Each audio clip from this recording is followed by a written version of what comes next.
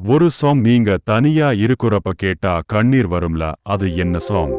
பலவீன நேரம் என் கிருபை உனக்கு போதும், உன் பலவீனத்தில் என் பலன் தருவேன் என்றீர். பலவீன நேரம் என் கிருபை உனக்கு போதும், உன் பலவீனத்தில் என் பலன் தருவேன் என்றீர்.